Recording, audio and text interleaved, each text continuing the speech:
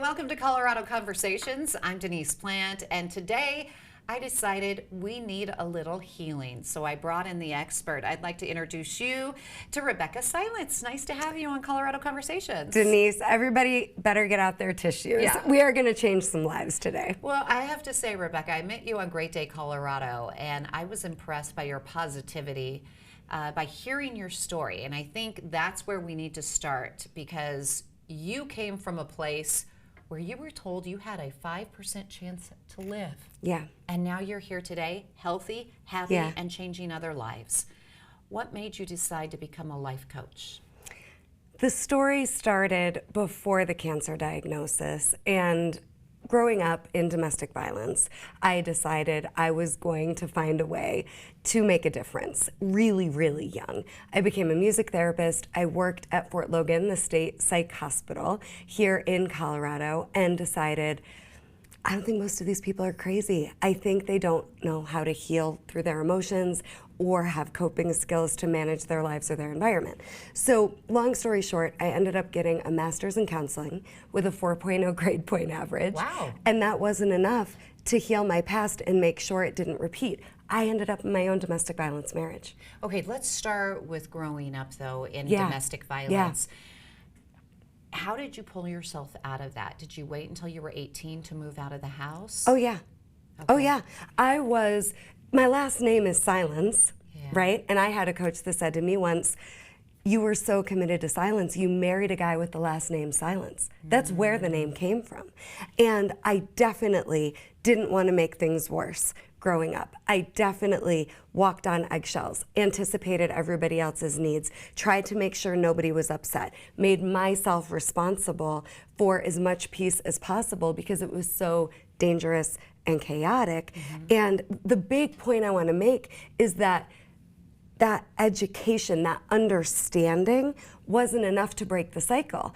I was in my own domestic violence marriage. But all of that to say, thank God, because all of that had me create the practice of emotional healing. So by the time I got married again, had the dream come true business, pregnant, got diagnosed with cancer at 34 and pregnant, given a 5% chance to live, I knew healing was possible. And the healed me was in charge of fighting for my life during cancer because of everything I'd learned, everything I'd overcome, and how strong and powerful I knew I was. What I want everybody to hear me say is nothing that they're going through, nothing you're going through is more powerful than you.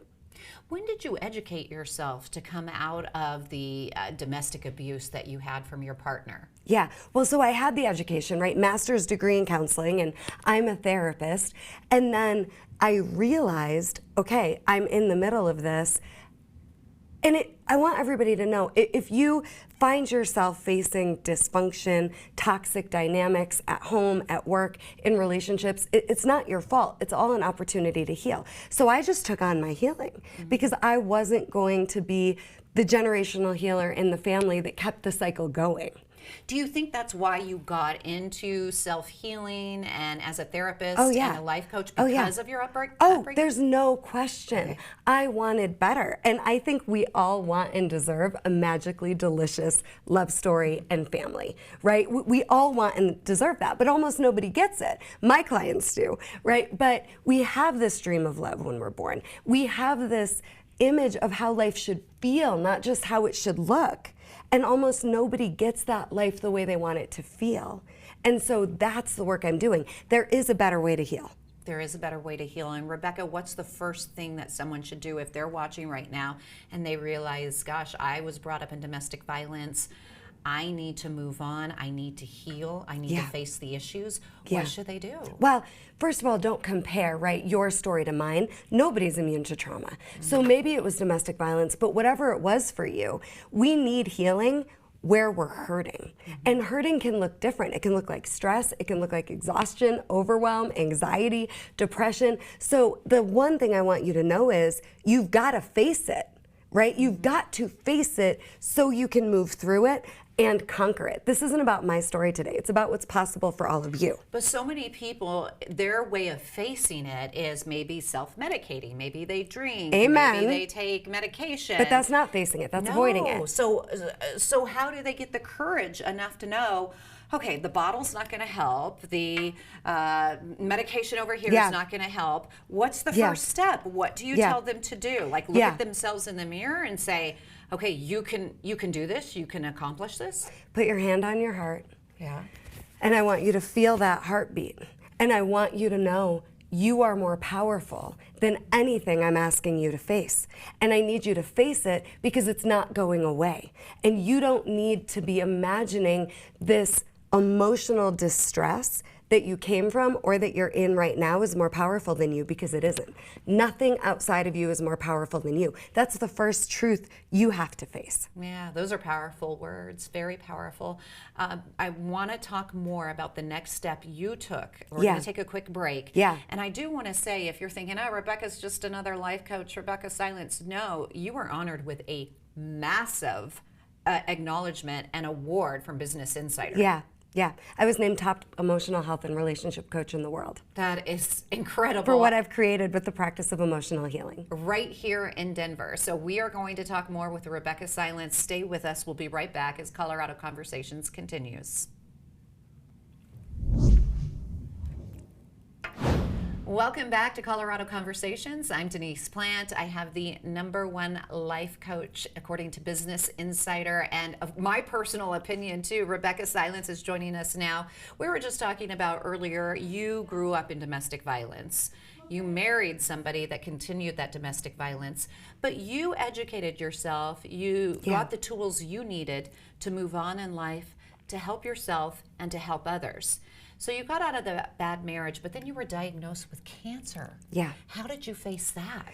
Well, it felt like a cruel joke, is the truth, because I had built a business and built a new marriage and a next level life, and I really had thought I beat my past. Something that's really important to tell everyone today is I really am not the coach that says life is happening to you or for you. I don't think it's happening for you. I think it's just life being life. Life goes your way, then it doesn't, and none of that's about you. It's just life being life. So when the cancer diagnosis struck, I couldn't believe it, and there was no ignoring the reality of this situation. So what I had to do was tap into, who am I going to be now? It's a great question for everybody to ask yourself, right? Because you're either being the healed, free you, like who you see, this is what healing looks like. I'm not actually that positive of a person. I'm just free. I define healing as freedom. So I really did hear, like what I call God's voice say to me, okay, Rebeccah, who are you going to be now? Are you going to be who you say you are? When everything is going your way, it's easy to be the best of you. Right. But who are you going to be now? And man, did I live my practice of emotional healing, this process that got me that award, because it works. And it focuses on what we have control over. I stay an emotionally clear channel. I did an emotional cancer cleanse. Where is there tolerations? Where am I betraying myself? Like, where am I inviting emotional cancer into my life and accepting the unacceptable? I'm going to handle that. So sometimes I wonder, because I do have family members that also have passed of cancer, who currently has cancer. Do you think emotional trauma or stress in life can stimulate cancer, not cause cancer, but stimulate it to go throughout your body and attack faster? Yeah, I'm just gutting myself here today. I've had 6 different rapists in my history. I have been through so much physically, and I do believe the body keeps the score. Go back. You were raped 6 times? 6 different rapists. I've way more times than 6. Yeah, because trauma patterns repeat until they heal, right? So I need everybody to take the stand that you are the one to break the cycle in your family. I kept the patterns going. I kept the cycle going. It didn't matter how much I was helping other people. If I hadn't healed, that I was a vibrational match for these trauma patterns and cycles. I had no idea. I've never publicly shared that. And that was from growing up? That was growing up, and then ever since. Yep, in my childhood, in my preteen years, in my teen years, in my 20s, yes. Oh, Rebecca, I don't even know what to say. You sharing that right now is incredibly courageous, but it's also healing you. I can see the tears in your eyes. These are tears of joy. So I teach there's 3 different types of tears. There's victim tears. Why is this happening? We're human. Those are allowed. There's grieving tears, where you're grieving what was that's never going to be the same. And there's tears of joy. I can't tell you how honored I am to share my story, to help everyone watching face their story. And you can use that story to your advantage. You can use trauma to your advantage. But the point is, my body has been through so much. And yes, trauma is stored in the body. But I don't think that causes cancer. I think we all have a journey to find how powerful we are and the truth of who we are and become who we are capable of becoming. Somebody's probably watching right now saying, why doesn't she write a book? You have written a book. I have. Yes, the book has also won awards. Yeah, it's called Coming Back to Life, because I came out of cancer with a 5% chance to live. And I thought, I have to make sure this doesn't die in me. I could have cancer come back stage 4 any second. Right, for the rest of my life. I'm just here on divine assignment, and I'm under a microscope, and I had to write the book. Divine assignment, I've never heard it spoken like that before.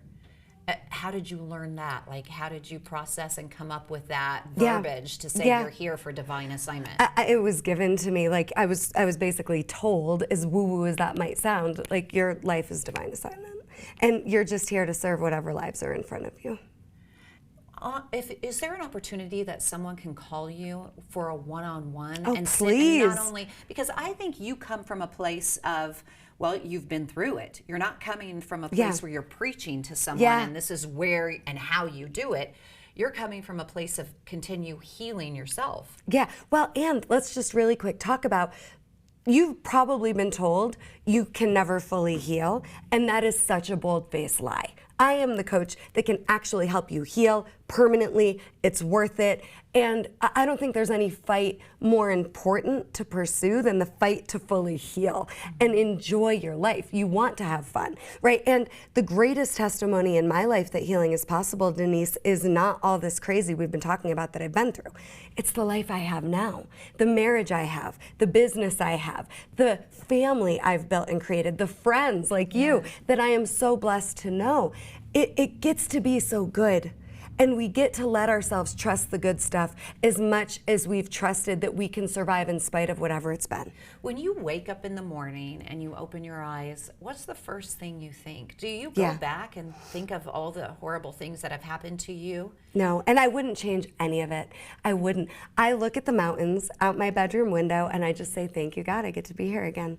And I look at my gorgeous husband and I pinch myself. I mean, my marriage is my proudest accomplishment. Like I said earlier, we all have a dream of love and family, you know, and I'm so blessed to have fought the fight to get the life I have now, and I just wake up so grateful, like genuinely grateful. Did you have to reprogram your brain, and if so, how? Oh my God. Because I have not been through anything you have been through, but I still find myself saying, oh, woe is me. Yeah. Like I look back and I'm like, oh, that's sometimes the intrusive thoughts hit. Yeah. When you want to be happy, you don't like living or going through this, but how do you get out of that mindset? So with the practice of emotional healing that I've created, it's a 7 breakthrough process, right? So I offer 12-week transformations where I take you on a journey. You do have to reinvent yourself, but we're not starting from scratch. Like you have to become somebody brand new. We get back to the best of you, right? Yeah. The you underneath how you've had to survive and do fight, flight, freeze, and achieve and try to figure out your place in the world. So we do need to create new neural pathways. Right. We do need to design the healed you. One of the controversial things I say is we're all bipolar. And I'm trained to diagnose you, but I won't. What I mean by that is we all have the survival self where we're in self-protection, and then we have a healed self, but almost no one meets their healed self. The practice of emotional healing, you're designing who you want to be so that you're proud of your life and making a healed difference. Rebecca, I have to take a quick break, but I do want to come back and go through those 7 steps. Yep, I got you. And dig in deeper a little bit more about the fight, flight, or freeze mode and that bipolar that you were talking about. So stay with us. We'll be right back as Colorado Conversation continues.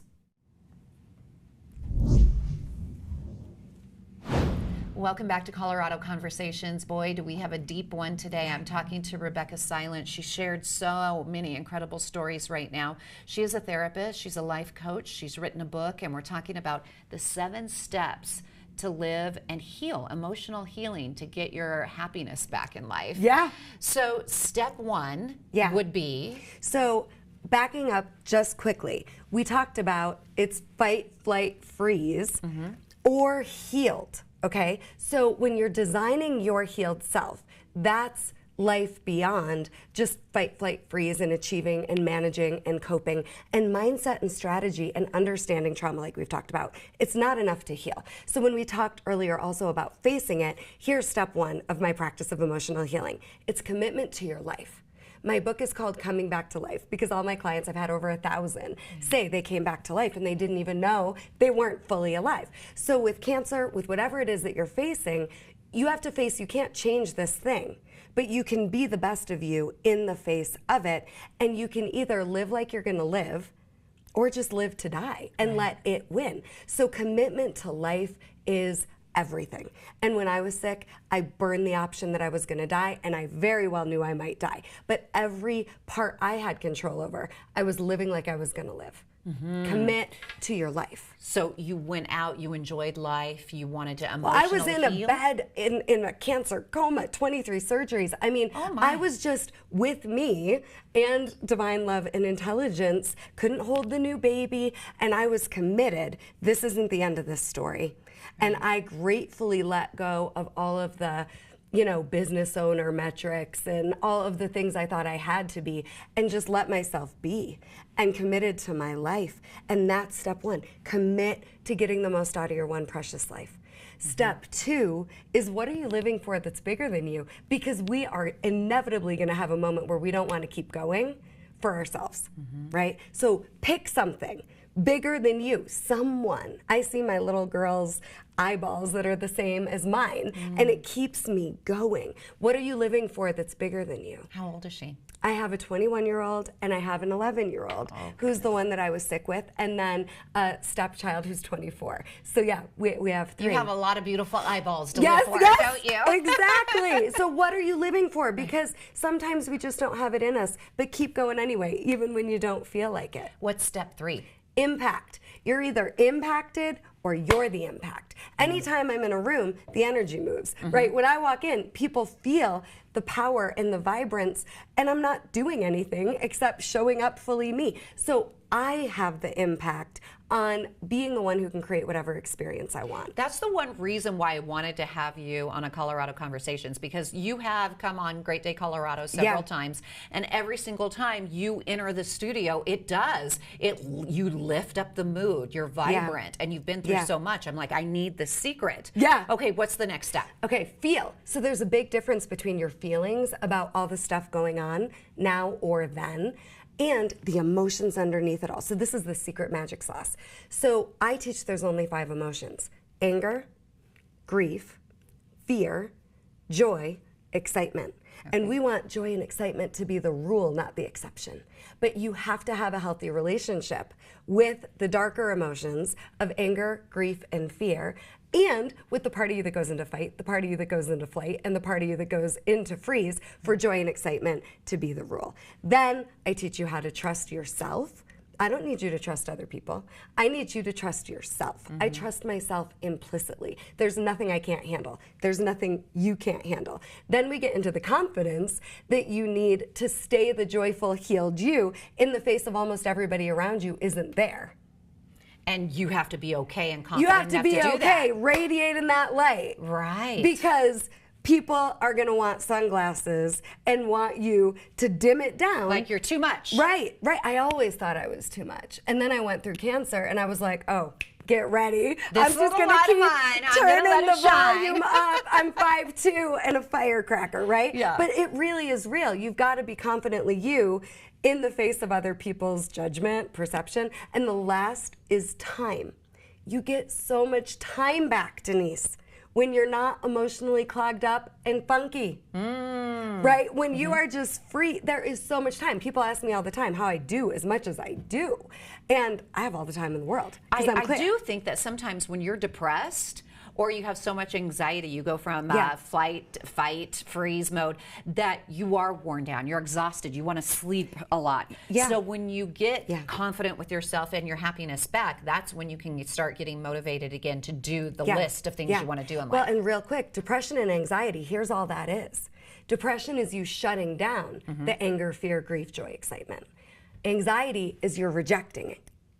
All you need is to be able to have a healthy relationship with these emotions and your vulnerable truth, and you get to be free. And that is simple, not easy, and I am here to guide you if you want that. Where can I get your book?